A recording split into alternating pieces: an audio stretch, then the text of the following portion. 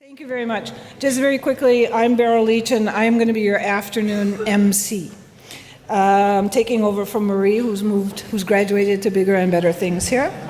So my first order of business is to give Marie an overdue and very well-deserved introduction.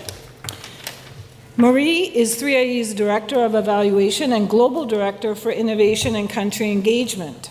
Previously, she worked as a manager in the World Bank's Independent Evaluation Group and was a director of the Evaluation Department in NORAD and a senior social development economist at the Inter-American Development Bank, specializing in social protection and health programs in Central America, which is what earned her spot on this panel.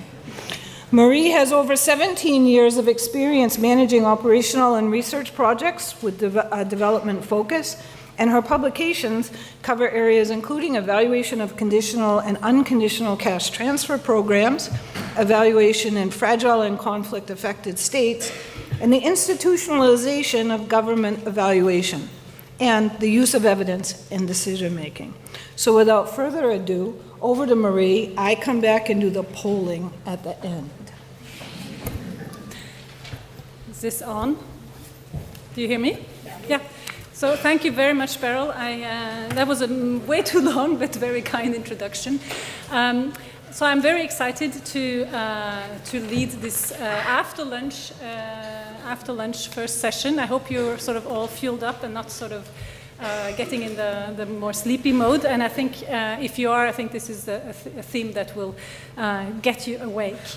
The theme of the session is, does social protection research help the most vulnerable? Let me first of all introduce my great panel, and straight to my left is Sudanshu Handa, also known as Ashu among friends, who is the Lawrence First Gilbert Distinguished Professor of Public Policy at the University of North Carolina at Chapel Hill.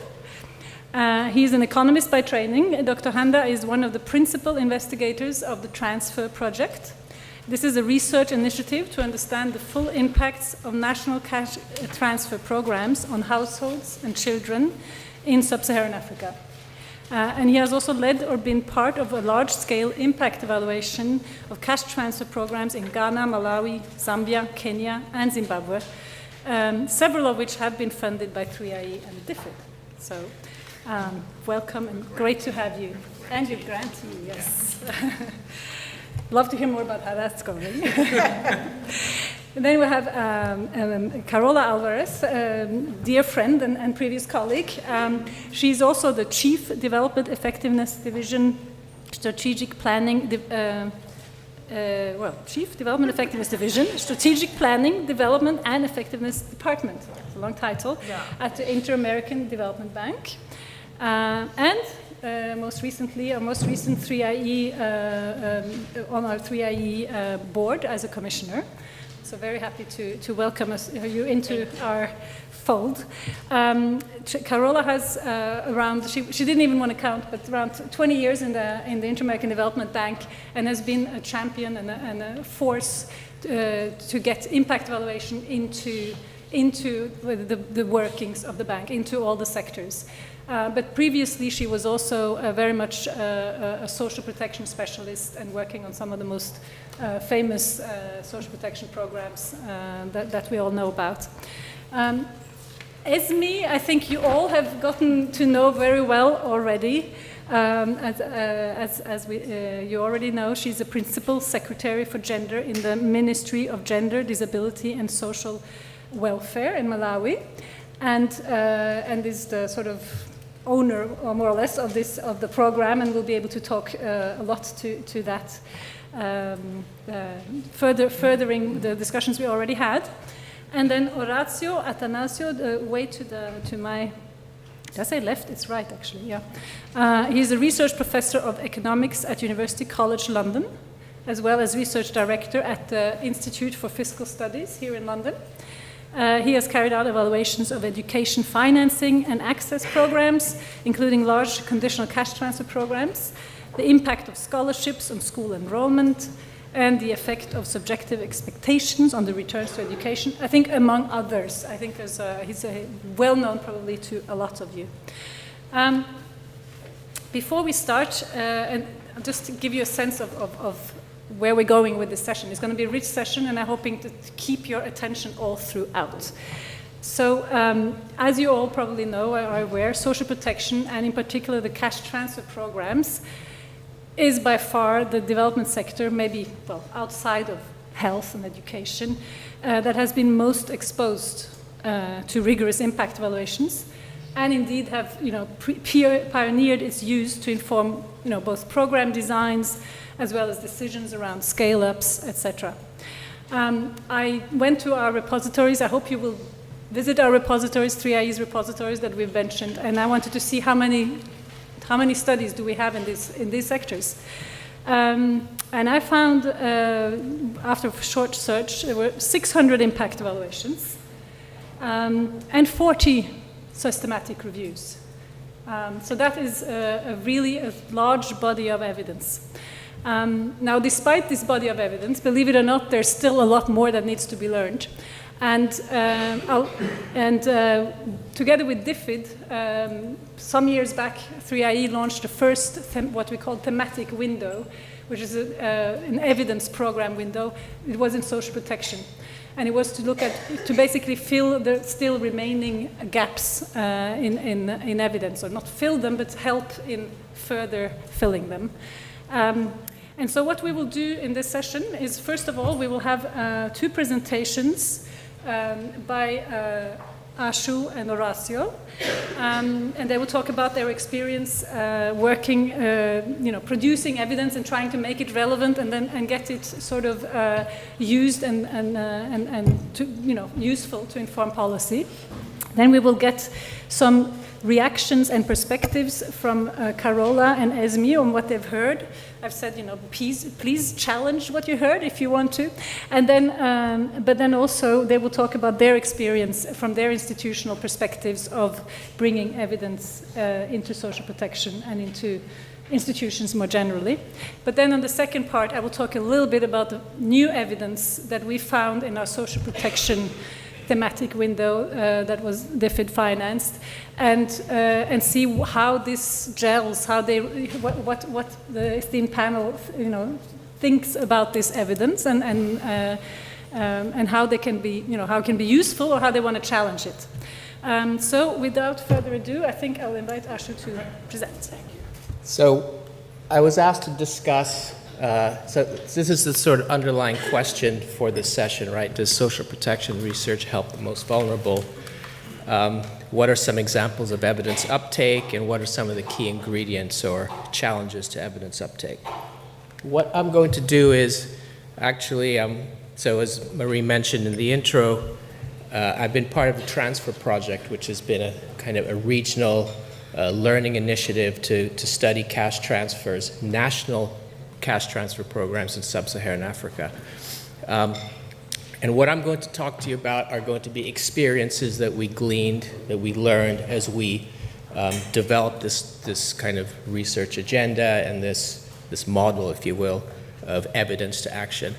A lot of what I'm going to talk about actually comes from this book that we wrote, which responds exactly to the prompt in this session, which is we took 8 country studies where we did evaluations of national programs, and we brought together the implementers, the evaluators, and the donors, and asked them to write about how the evidence was used, right? And in fact, in the Malawi chapter, me and Esmie are co-authors along with a whole bunch of other people. And we rolled up our sleeves and really talked about what the evidence meant to each of the parties and tried to make it coherent. So if you like what I say, then I'll invite you to take a look at this book.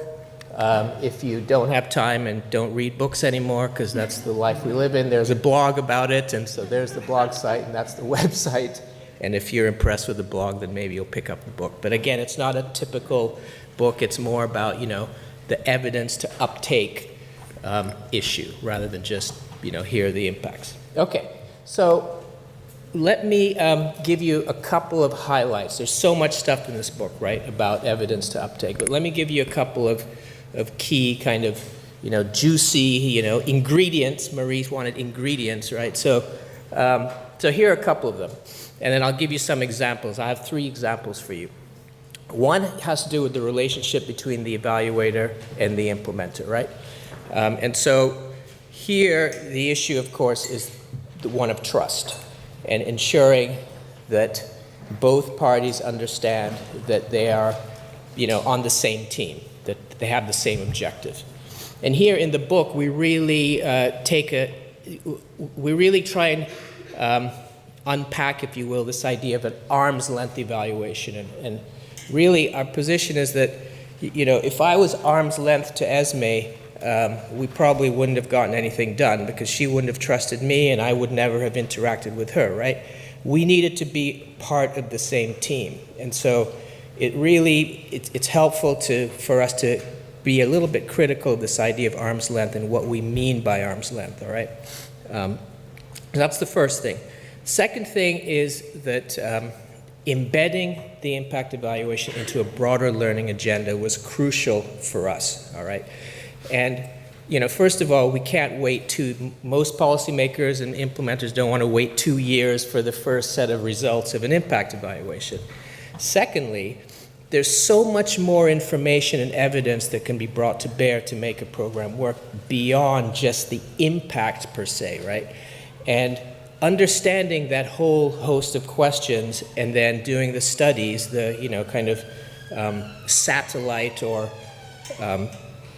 parallel studies was really useful in moving the agenda. It also meant that there were more occasions to bring together all the stakeholders to discuss results instead of waiting for the big, impact results in 2 years. So that's another key message, and I'll show you some examples of that. And then finally, for us, what was very key was the partnership with national researchers, and, this has been discussed already today, but one of the things where it really mattered was that when we had a strong research partner based in the country, they were always available at a moment's notice to present results, okay? There's a meeting, there's a cabinet meeting, we want to prepare something, or no, there's some emergency, boom, someone is there from the evaluation team, right? And that piece of it may be overlooked, right?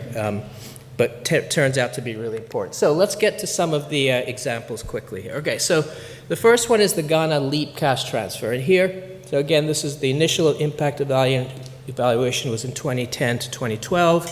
It was partially funded by 3IE through their open window.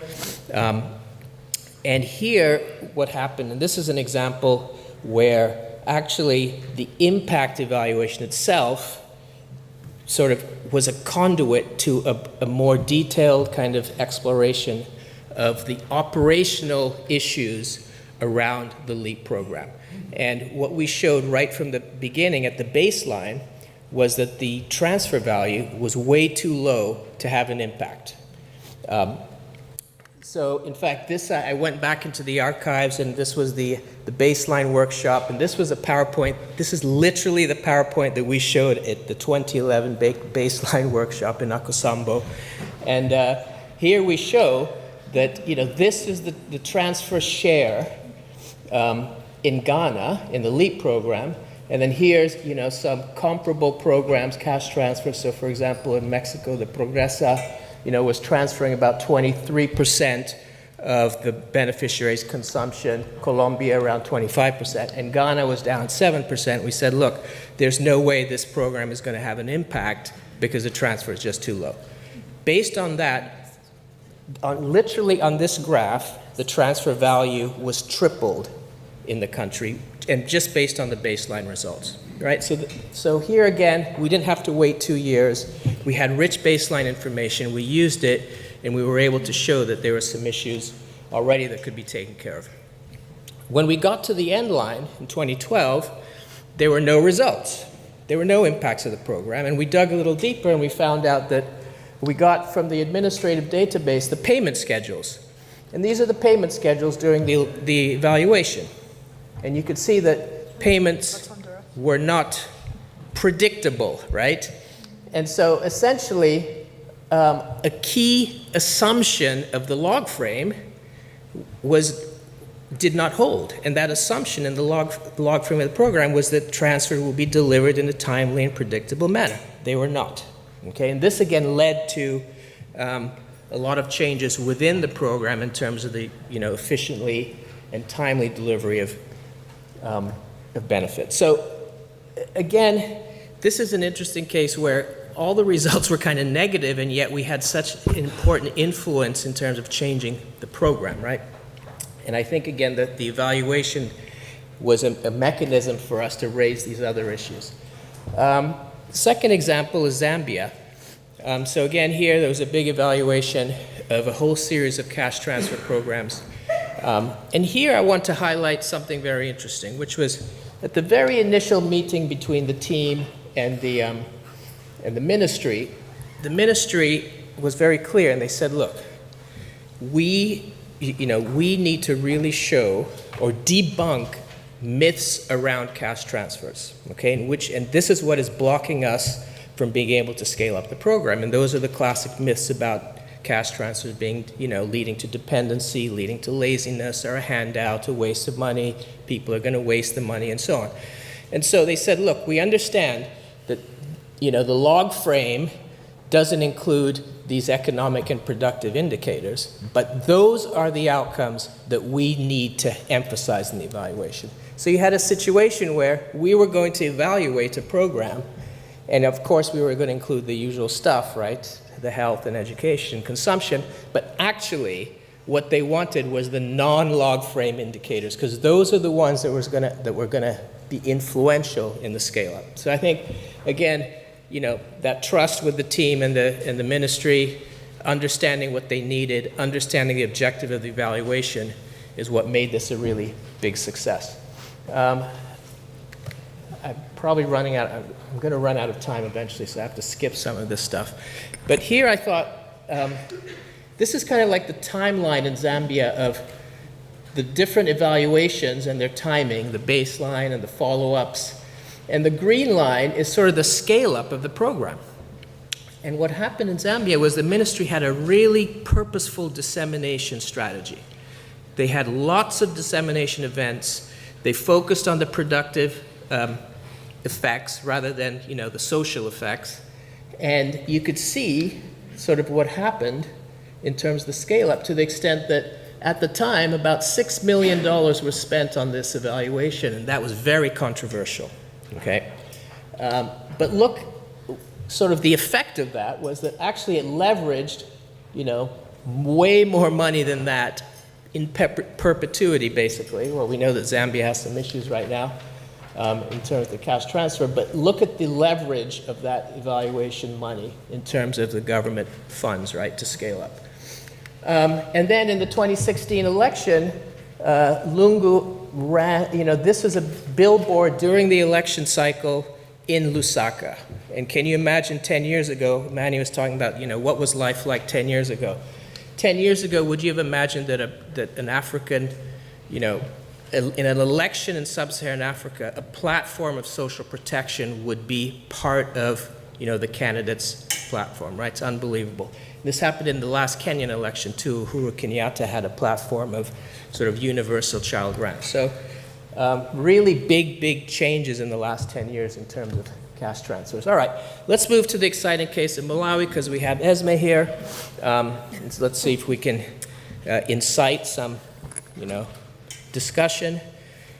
So Malawi is a very interesting case now.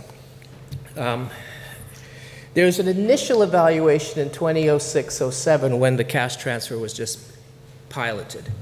Based on those initial results, there was a minor expansion of the program into about 8 new districts.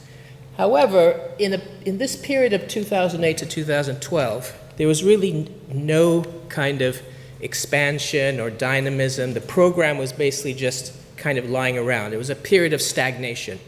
And at that time, if you had asked us, we would have said that the evaluation was a failure in the sense that there was no uptake of the evidence, okay? But actually what was going on was that evidence continued to be brought out as necessary, it provided very important information and input into a national social protection policy. And in 2012, there was kind of like a takeoff. A new life was, based on this policy, based on the continued repetition of those results over the last 4 years.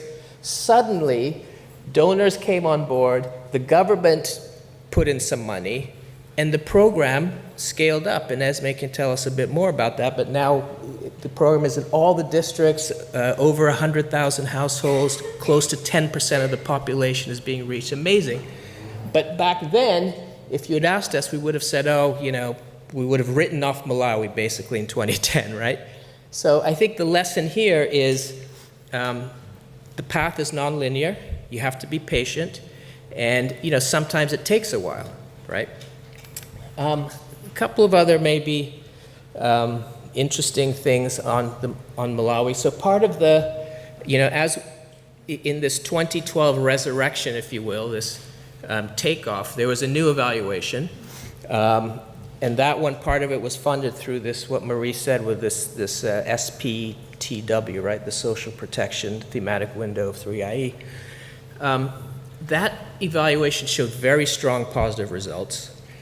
And I think a number of things, and Esmie will give her perspective on the impact of and the uptake of that evidence. But from my point of view, I think it demonstrated that the ministry could implement the program. Okay, there has always been questions about the ministry's capacity to implement this program at scale.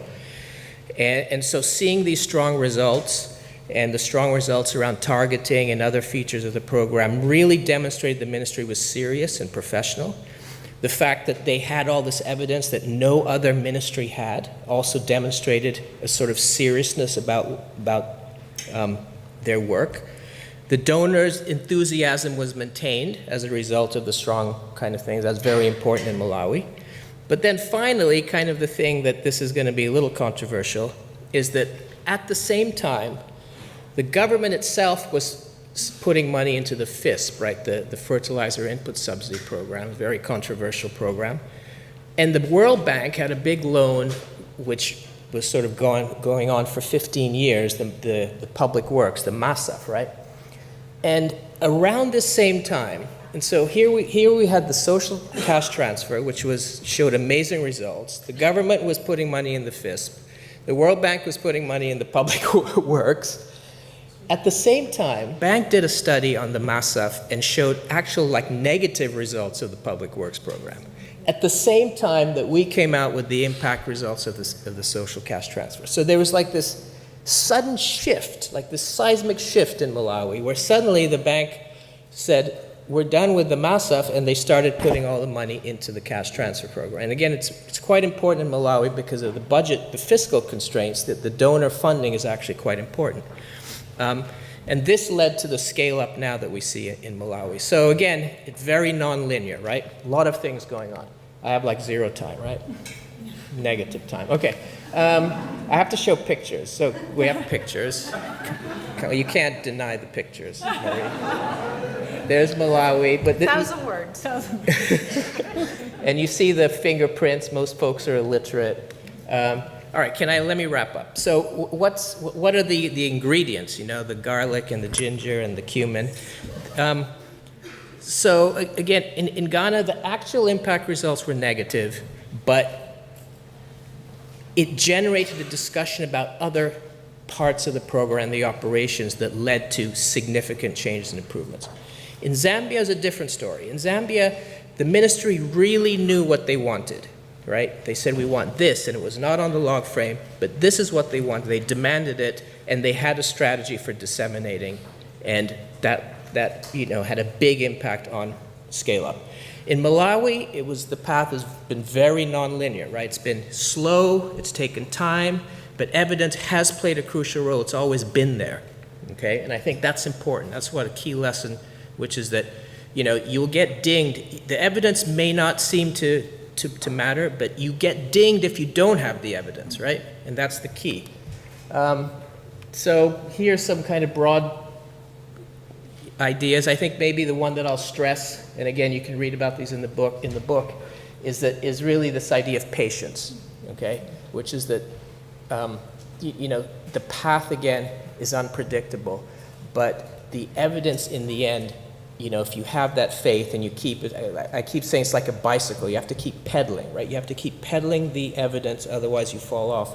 Eventually, I think it does pay off, right? It's just that, again, like I said, it may not be direct and automatic and immediate. So I'll leave it at that. Thank you.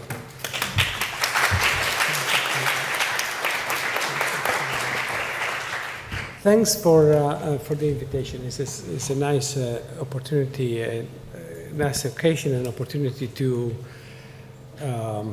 pull out some reflections on this issue about evaluations. I was not sure whether to prepare slides or not. In the end, I prepared one. It's got four bullet points, though, so it's as if it was 4 slides. Number one, I think stepping back from these discussions and this evidence, I think a very positive thing that happened in this field over the last 15, 20 years is the influence that the rigorous randomized control trial have taken over, especially in development economics, but not only, in general, in the evaluation of social protection or interventions in general. And I think this is motivated methodologically from the importance and the realization that identifying causality is very, very hard. And so we need to think very carefully about that. And that's good. I mean, all the work that has been mentioned, all the work that we see around are an indication that things have improved a lot. So that's my positive message. The other 3 are a little bit less positive. The second one is about risks, because often when you do this kind of work and when you see that people doing RCTs, one of the risks is, in general, thinking, okay, I compare 2 means, I compare the treatment and the control, and I know what is the impact of an intervention. Well, it's not that simple, and we have to be very, very careful about the generalizing the effects of an intervention on the basis of a simple RCT in a given context.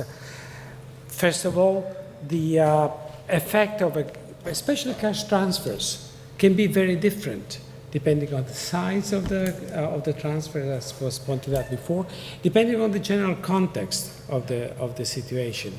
One thing that, talking about some very celebrated evaluations of cash transfer, think of the original Progresa evaluation in Mexico. The expansion to the urban sector was not as grounded on evidence as the rural one. Same thing, if not worse, happened in Colombia, where we did some work on the evaluation of the rural program and then was just rolled out to urban areas. And I'll come back to the reasons behind that. Second, details, especially if you're looking at interventions that aim not just to give out cash, but trying to change behavior, which is true for lots of social protection interventions.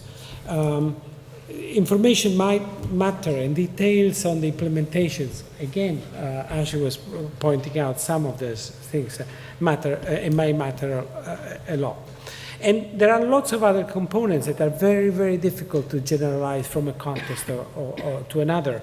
Lots of interventions depend on ownership of a given program. And that's not always trivial to translate. It depends on beliefs that people have about the return to certain activities. Whenever, as economists, I think the comparative advantage we have is that we think about about behavior and what people do and how do people take actions in reaction to the environment. And we cannot abstract from that from a simple evaluation study. I put existing market structure, which is something related. I would just wanted to give a simple example. When I started talking to the Progressa evaluation, that was 20 years ago, one of the worries of the policymakers at the time, at least I heard those worries, was, well, we give a cash transfer to these people in poor villages, the shop owners will increase prices of the basic commodities, and that will be a way to expropriate that transfer, and to make the impact less positive for the recipients and have a negative impact for the guys that do not get the transfers. So the progress evaluation with the randomization and stuff allowed a simple comparison. So people have looked at the effect of the cash transfer prices, comparing the prices of basic commodities in treatment and control villages. They were, on average, they were not different. And so you say, okay, I'm home and dry. Well, reality is a little bit more complex with that. If you go to both Colombia and I've done it in Colombia and I've done it in Mexico, if you look at the price of, say, rice or beans or sugar, you find that there are substantial quantity discounts. So if you buy 25 kilos of rice, it's much cheaper. Could be 15, 20% cheaper than if you buy a kilo of rice. And if you then check not on the effect that the Progressive transfer had on the average price, but on these discounts, you discover that the discounts increased. The price schedule tilted, which made it more expensive for the poorest families and cheaper for the less poor families. And you can write, then you scratch your economist's head and you say, okay, what is a model of shop selling behavior that justifies that? And it turns out that these things matter for welfare, and you need to think about just not comparing the means. It might not be enough. You have to dig deeper. And you know, I could give plenty of examples. Again, you know, schooling choices in Progressa, what drives them and how are they related to the structure of grants. All this, in general, I think is important, both for generalization and for the adjustment to the design of the program, to understand the mechanisms that that might be behind the simple impacts that one observes comparing treatment and controls. So that's point 2, which is slightly negative. The point 3 I wanted to make, which is related to some of the consideration I've done, is scalability. And again, it's about the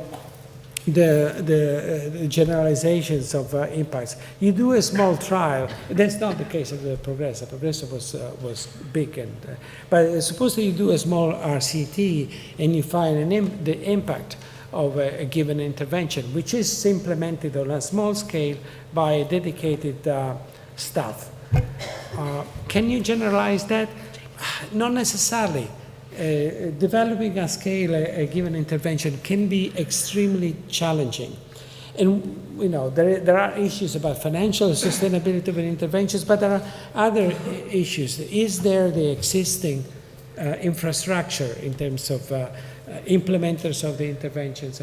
Again, Ashu was pointing out the importance of the quality of who delivers the interventions. It's particularly true if you think of interventions on human capital, teachers, and the like.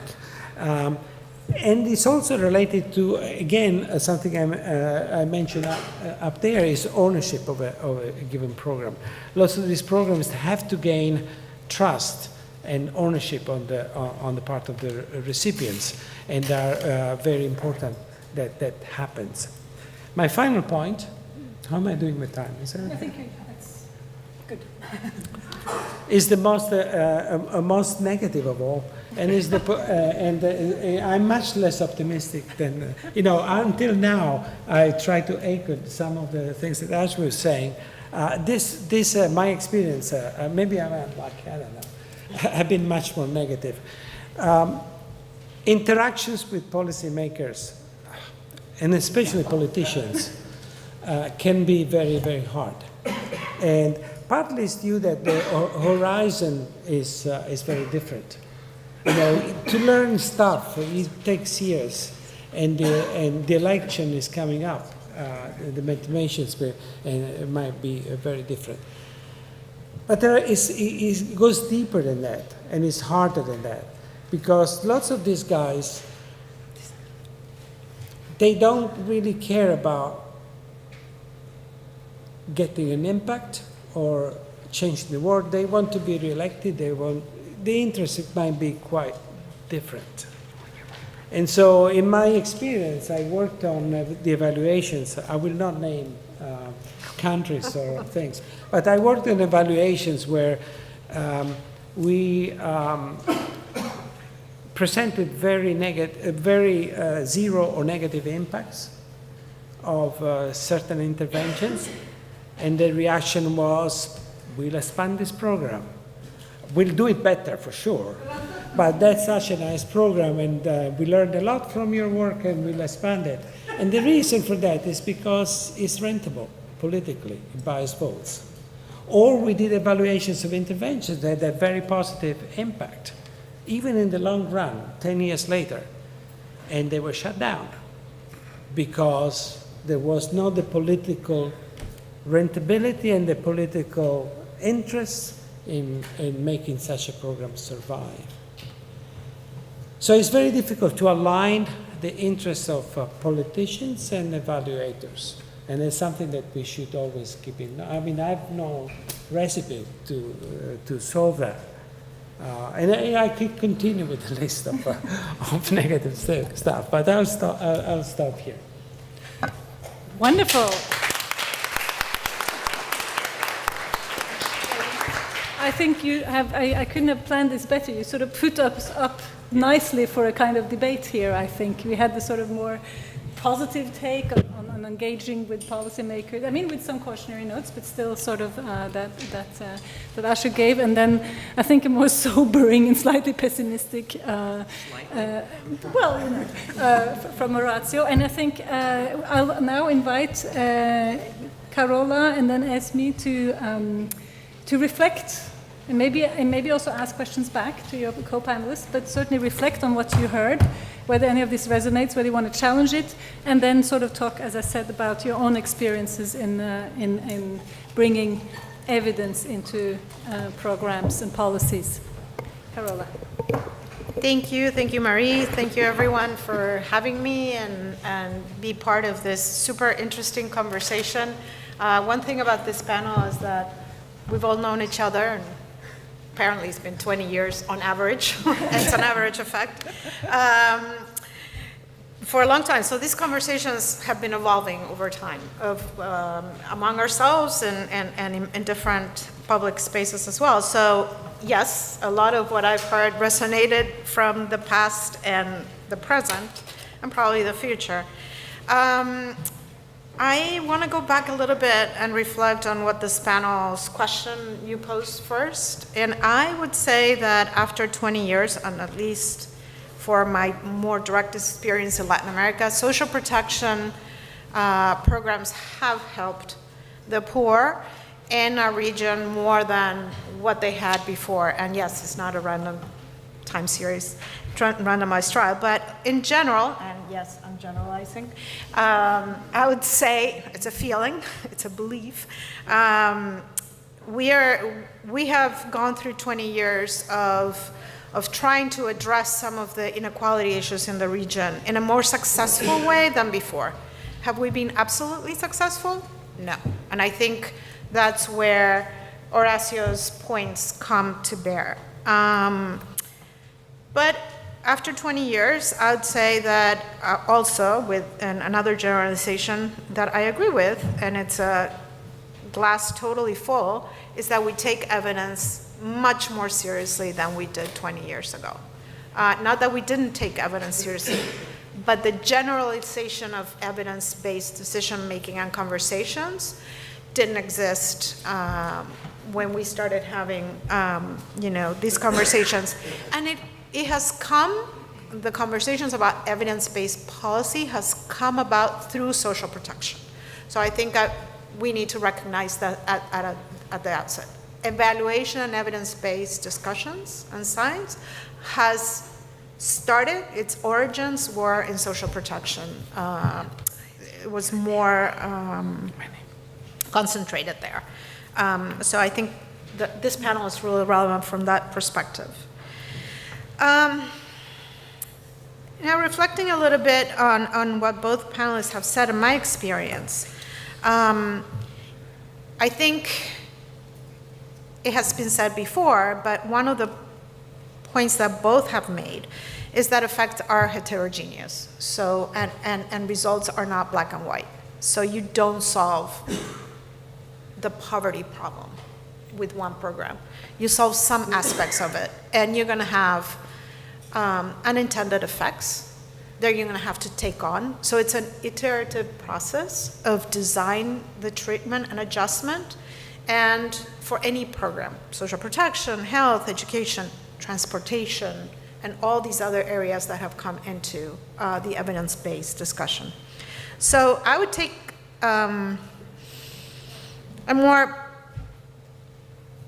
positive view or glass half full position in saying that yes, with some of the effects that you might find, you find that on average it's a positive effect, but you have negative effects on other aspects, but you keep the conversation going on the research agenda and on the policy front, I think. So I think that's where it's actually a good thing that it's not black and white, because it actually, if we had absolute, and that implementation matters, because we have space for different views or beliefs in that conversation. And there's something there for everybody to discuss. I think we all agree that what works, whatever sector, is conditional on ensuring treatment and implementation, right? So implementation matters, you want to call it whatever you want, but what Ashu showed us for some programs in Africa, we had found the same thing. You didn't talk about our work. In Honduras, we did the same mistake. The payments came every 6 months. They were too low. And it wasn't because they were designed that way. It was because the implementer interpreted the program characteristics differently. Or they interpreted correctly and they decided they couldn't do it, so who cares? It doesn't matter. We're going to pay them anyway, so without consulting the designers in that back and forth that Ashu was mentioning. So I think lessons from the field, from social protection, but in general, are that implementation matters, because sometimes you find this treatment works, but conditional on all the assumptions being right during the life of the program. And I think that's where exploring the different, all the administration and baseline data comes into real play, because you can show the policymakers that you're actually not just in spending all this money in baseline and subsequent rounds on measuring average effects, but also helping them make decisions on the day-to-day on program adjustments. My reflection on what it takes to make this work in a constructive way, it takes a lot of engagement and a lot of understanding what everyone's incentives are. And I was part of that, even though he didn't mention it, I was part of the group that were discussing the researchers and the policymakers in this country that we're not going to mention. And I think, and I was more of on the policy front, not on the government side, but on the policy front. And I saw my role as mediator of what was it that the researchers were saying that was important that the policymakers heard, and what was it important that the policymakers were saying that the researchers needed to hear. And sometimes the ideal world didn't happen for either one. But did we push the research agenda forward conditional on both interests? I think we did, although you weren't happy. So sometimes, you know, excellent or perfect is not, it's not achievable, but you try to adjust to what you can do. And let me give you some example. When a program needed to expand into the urban areas, we couldn't randomly assign treatment and control groups because of political reasons. And it was a constant. We couldn't change that. We couldn't make the policymakers say, okay, it's not that important. It was very important to them. We couldn't do it. So we needed to discuss with the researchers, if we don't have the best case scenario, what is the second tier best scenario, and how do we work that? And bringing them together. So I think those are my reflections on what's been said. As you can see, I try to mediate between them. But I think that's what it takes to make these things happen, that you understand where the other people are coming from. You don't have to agree. But you have to understand that implementation happens on the ground with real constraints. And if you don't take them on, then you don't have an effect because you don't have implementation. Thanks. Excellent, thank you. Esmie, over to you. I think, do you have a different version of the story than Ashu gave? I think I have a different story, yeah.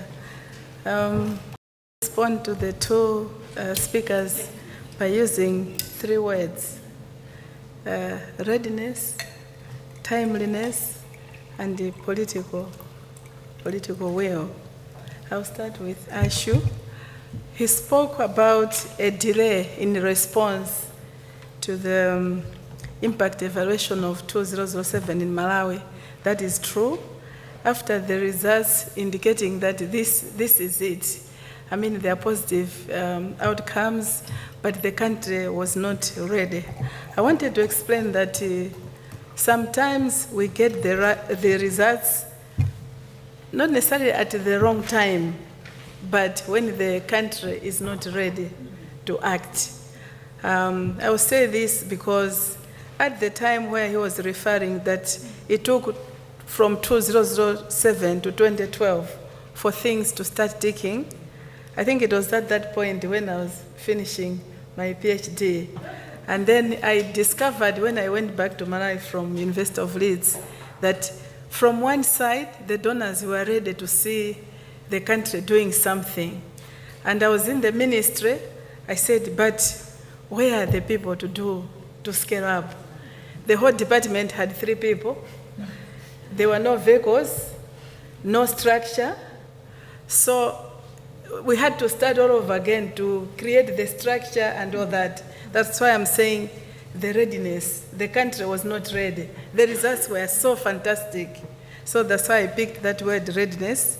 And then you'll be surprised that at the time now when the country was ready, after the findings of the baseline, midline, and impact evaluation, which Ashu did, it just took off, changed the programming, scaled up from 14 districts to 28 districts. So I think there's need to match between the findings and the local assessment, the environment. The other one I wanted to talk about is political will. Maybe let me start by correcting you. You said sometimes the political economy, sometimes the politicians do not care. The word maybe shouldn't be do not care, but wrong priorities. Yes, they do care, but they have some priorities. Sometimes the priorities could be upside down. But I wanted to give... You need to clarify. Yeah, I want to give an example of FISIP in Malawi. Everybody knew that social cash transfer is working well, having strong positive impact. The costs not so high, and the FISIP, so many problems. I remember having once challenged the Minister of Finance, telling him about the calculations why we should invest in social cash transfer and not in the farm imports. But here they were saying, we will not stop FISIP. For me, I was challenging him that, the cost of social cash transfer will be 1/3 of how much you are investing in FISIP. Because after all, it will just be targeting is once, unlike the other programs. So the political will, sometimes people make choices, not because they are right, but because politics has to take play. So for me, I think I wanted to generalize in those terms. And, at the time when even the country was not ready, there was need for time, learning curve, to understand how to implement it. So resources alone are not a solution. There is more to it. There is more beyond resources and the findings. I hope this has responded to both of you. If you apply the 3 areas that I've talked about, they apply to the risks, they apply to the implication and the scalability, because scalability took place when the country was ready. Mm-hmm. Yes, thank you. Wonderful. Now what I'm going to do is, as I mentioned, thank you, I will go through, just briefly mention 3 highlight of findings that came out of the thematic window of social protection, and then I'll ask the panelists to sort of pick 1 or 2 of these to see how they resonate with you. I will leave about 10 minutes at the end for questions. I'm sure there are some burning questions, but they will have to be very brief, and also the panelists will have to be brief in both rounds of responses. So a couple of things that we sort of got out or drew out of this body of evidence on the social protection window. At the time of the launching of this evidence program, there was little evidence at the time to show that conditional cash transfers have had an impact on growth and on long-lasting poverty reduction. So that was the status at the time.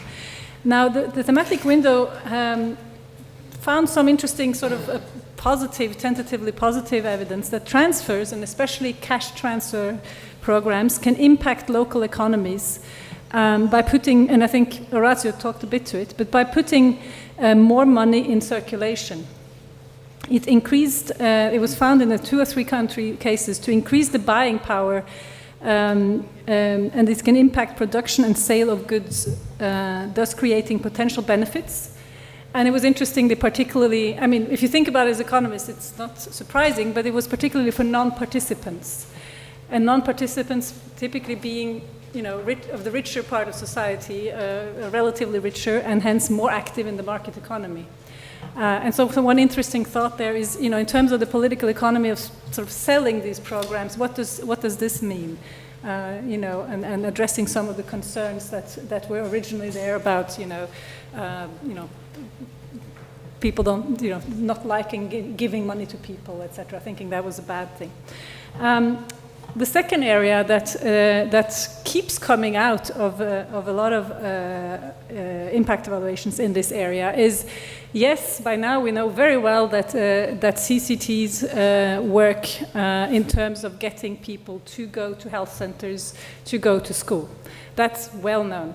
But the evidence in terms of actual health and education outcomes is, I would say, mixed at best, and you have, I'm talking here across the body of evidence. You'll have outliers and where they do work and where they don't, but it's quite mixed. And one of the things that I think has been alluded to in a way by several speakers is, does this come back to the fact that we're judging the treatment when in fact what we're talking about is a misdiagnosis of the problem. So if the problem is not to get people to go to the health center or to school, but in fact it's a problem on the supply side. There's no school, there's no teachers, or there's bad quality teachers, or no etc. No medicine in the health center, that kind of things. So when are we going to sort of address that? When are we going to do the right diagnostics at the outset so that the treatment we're giving is, in fact, the one that addresses the root problem? The third area where we added to some of the insights was around the question of this cash versus food versus vouchers. It's been a discussion for decades, I guess, some version or another. There is sort of some indicative evidence that cash transfers may be more effective. And again, huge literature on this, so I'm not going to try to summarize it. But some interesting evidence came out, for example, of the Ecuador impact evaluation that we financed in this window, where we looked at whether there was any effects on intimate partner violence, and there was a difference between the three types of transfers. And in fact, and the sort of going hypothesis was that cash might be worse in a sense. That did not come out of this study. They didn't find any difference, and in fact, no increased instance of intimate partner violence was found. This was in one study. I know there are others. But what was also interesting was that food transfers, though, were found to be more likely to be controlled by women. So, the question is whether, one thing is, there are different types of measures, but in this case, in terms of a measure of women empowerment, is there, a different argument to be made for which is preferable. So I'm putting these three pieces of sort of new thoughts or at least areas where we added some new evidence, and we'll ask each of you to maybe just talk to one or maximum two. If you take two, you have to be briefer. Let me start at the end of the table with you, Orazio, and then work the way back. All right. Yeah. No, thanks. These are all very interesting, very tempting to talk for half an hour about each of them. Let me say that I can see a common thread throughout those questions. And let me go back to something that I said at the beginning of my presentation. I think it's important when we do evaluation not just to measure the impact of a specific intervention in a specific context, but try to understand the mechanisms behind it and trying to understand what sort of imperfections that intervention is trying to fix.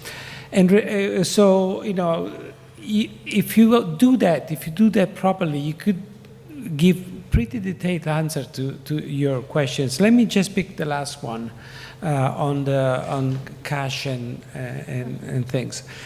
It was domestic violence and things. The evaluation of Progressa was one of the first times I worked in this area. And when I first went to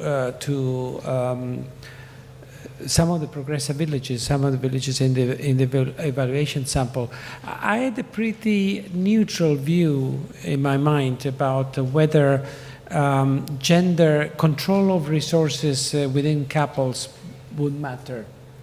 And so in my meetings with Progressa beneficiaries, I would constantly ask these ladies, so does it matter that you get the money rather than your husband?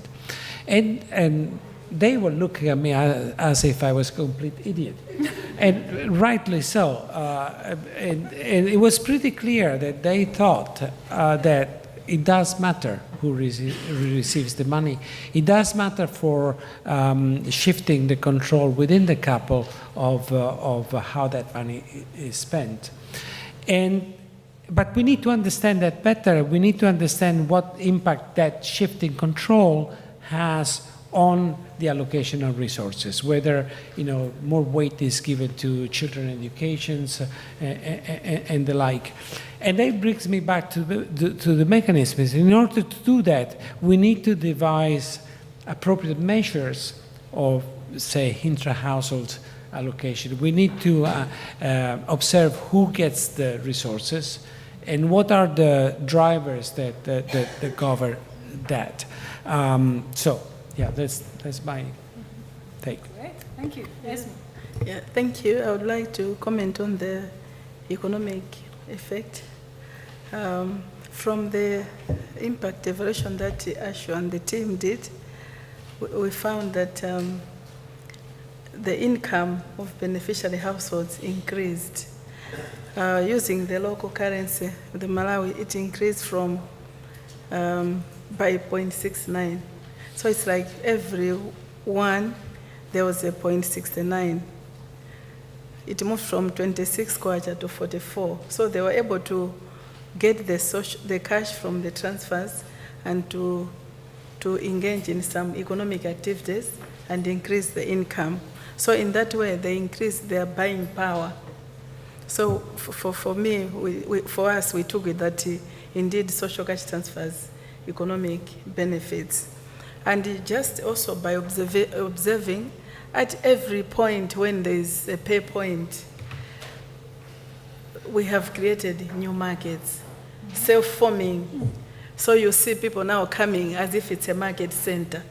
So people know that when they're paying, they have to sell products. So even other people who are not beneficiaries of the program, they are also benefiting because they have a ready market instead of going far to these markets that are far.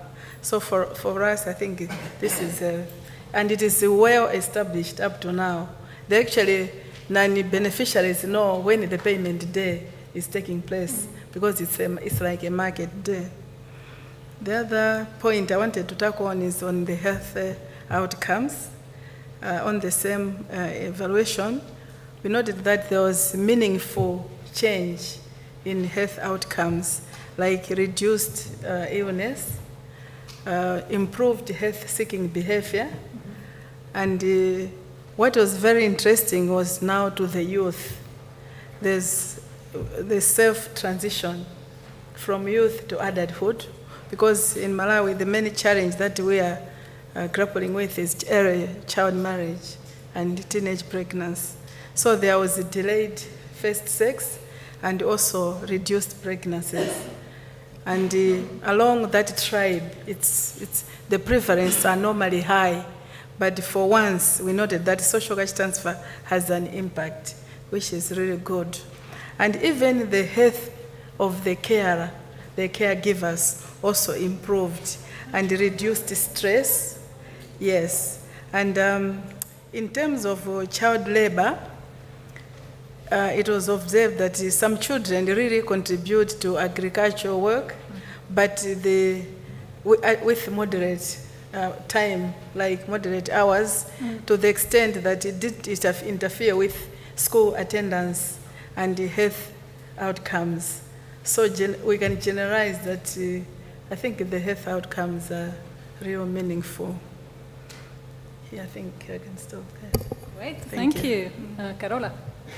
Thank you. I wanted to make two comments. I think on the second one you made about is it better diagnostics are what we need.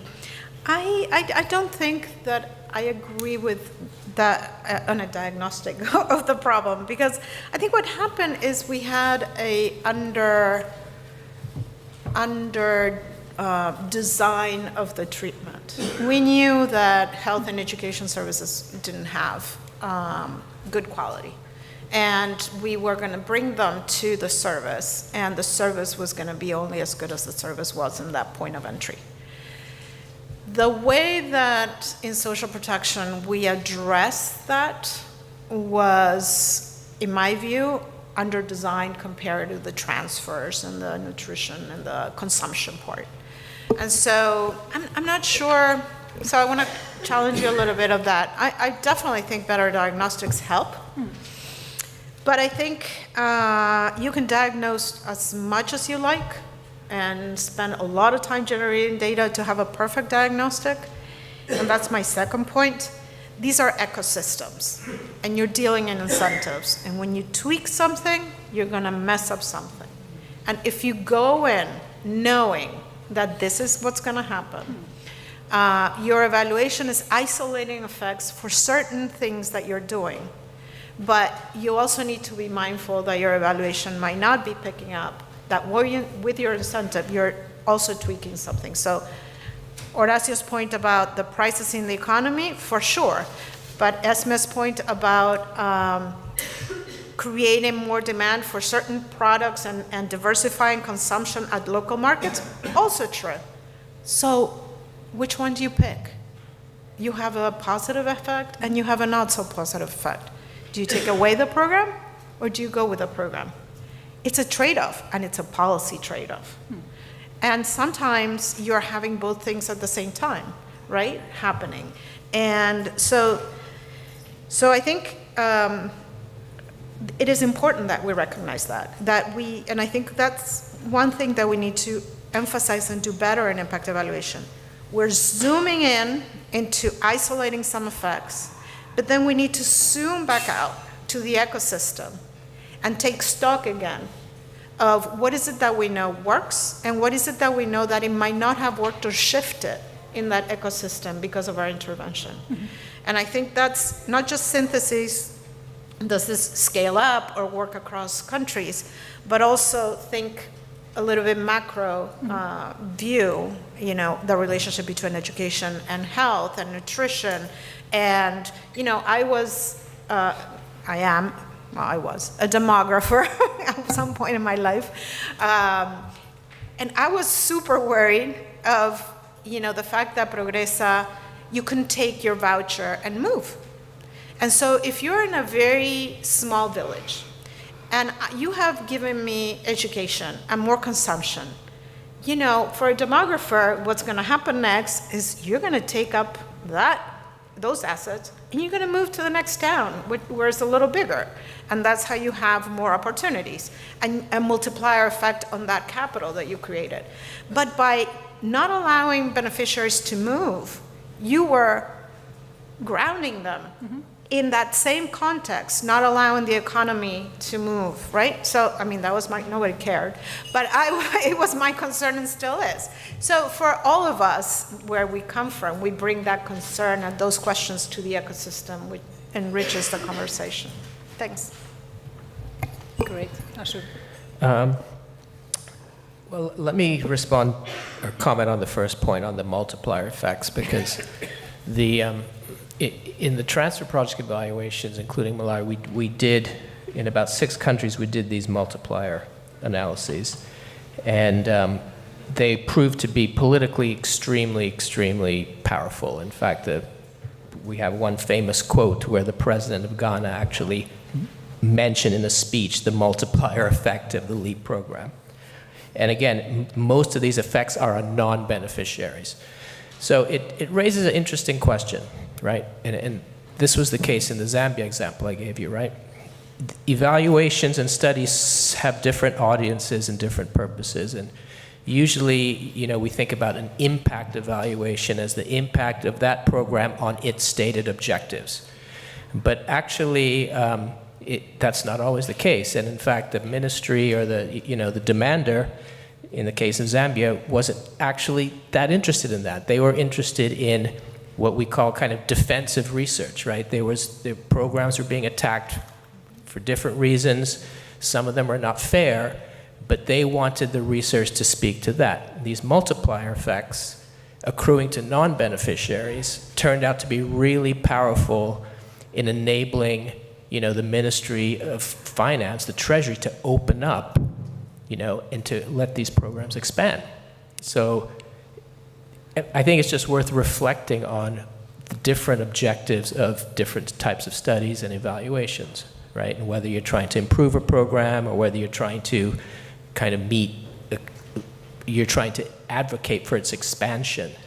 And the kind of evidence you generate is obviously different in those cases.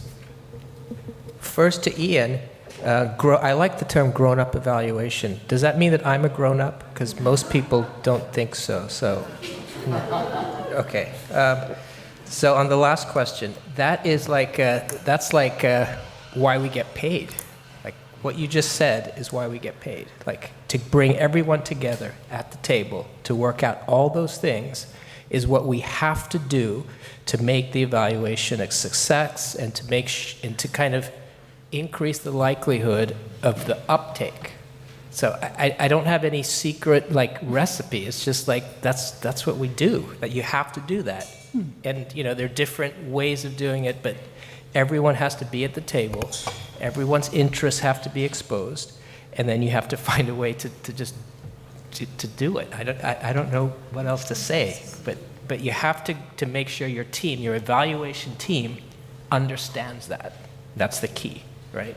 So, and that's why I say the arm's length evaluation idea is not going to be appropriate for that. Okay. Thanks. I'd like to tackle Alex's question on if money spent on CCTs is an indicator that the program actually is not working. And it relates to Gonzalo's point, right? CCT was, and to what we all been talking about, you know, the paths by which you want to achieve certain outcomes. CCTs were created because, for a lot of reasons, but in Latin America there is still huge inequality. And the mechanisms by which we redistributed wealth were very ineffective and very regressive, right? General idea.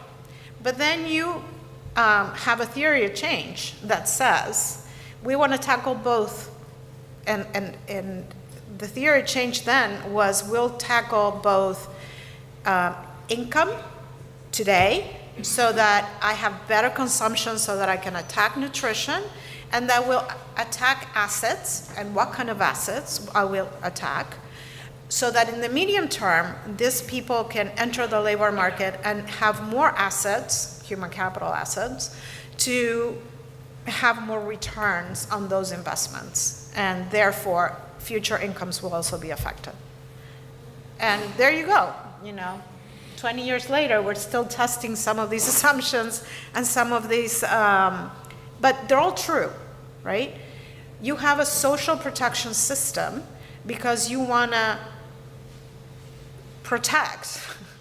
There's a net that takes people intertemporarily so that they can accumulate assets.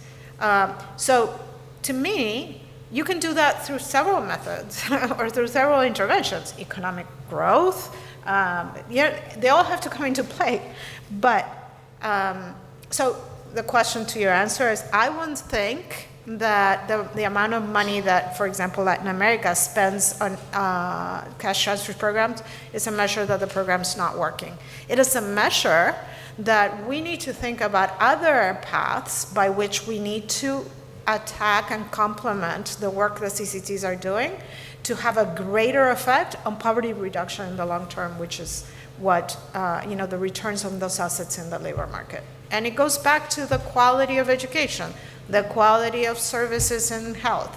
It goes back to, the fact that we're creating these local markets, but the accumulation of assets, for example, we have research that shows that families not only have more income for today and consumption, but they also accumulate assets in their, farms. They have more pigs or another cow, or they have better, they can manage exogenous shocks better to their crops.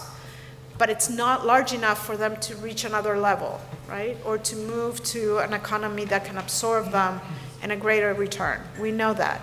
So we need to have that discussion, and that's a discussion about policy. Again, that thing that I was talking about, you gotta zoom out and start thinking about, are we effective in tackling the poverty issue in general? Well, CCTs is not gonna answer that only. It's just one instrument. Thanks, that was very long. Sorry. Yeah, thank you. I want to tackle two issues. The first one is the one that was addressed to me, the issue of readiness. I want to unpack that. Governments are busy addressing the issues of barriers to institutionalize evidence and use of evidence. There are so many factors that affect utilization, like costs, the political will, which I alluded to, the social cultural factors, the technical expertise. So when the countries address this, like Malawi, I was referring to that period when there was a delay in responding to the positive results. Malawi was busy addressing each one of these. So the question is, can we wait forever? It's not forever, because at the point when the responses were completed, the response came up. Yeah? And just to also add on the issue of the implication of budgetary increase, for me, I would say its purpose is to increase both quality and quantity. I'll give an example. For Malawi, the population that we want to deal with, the ultra-poverty, is like up to 25%. But due to resource constraint, like the social gas transfer alone, we are tackling 10%. As much as we want to float to increase it, we cannot increase immediately. You have to consider other factors. So by increasing the income or the budget, it means it can cover more people beyond 10%. So in that sense, the increase is a positive message. The other issue is about quality. Increasing money means more buying power.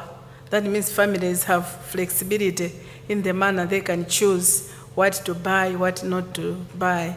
So for me, I think budgetary increase is good news. Thank you. 1 minute. First of all, I try to answer both the graduation and Gonzalo's questions, which are obviously quite related. First of all, I would say I completely second what Carola said. I think I'm completely in agreement with that. To what she said, I would add that one thing that I think we learned from this conditional cash transfer, or cash transfer in general, is that the money is not the only thing, in the sense that A, is not enough, and B, can be used in a fairly creative way. I was referring earlier to the fact that, you give it to the woman, and that's what you should be doing, because that affects how that money is spent. But also other things. Many of these conditional cash transfer programs have created extremely rich networks that can act in the communities, can be used for that. Related to that, for instance, all the programs that transfers of assets to the ultra poor, the BRAC staff in Bangladesh and in other countries, they don't just give the cash to buy a cow, they also provide the know-how on how to milk and to care for the cow. So all these things that we've learned, the importance of information, attitudes, beliefs, community networks, community ownerships, those things are very, very important and could be piggybacked on the existing cash transfer. Wonderful. I think I hope you all agree that this has been an amazingly engaging panel. I think you've heard basically, in the panel has shared very richly from your the lessons, some of the hard-earned lessons, some of them, I think, experience, some remaining doubts, some of the remaining debates going on. And so I hope you just have all really benefited from this rich discussion. So join me in giving a hand to the panel.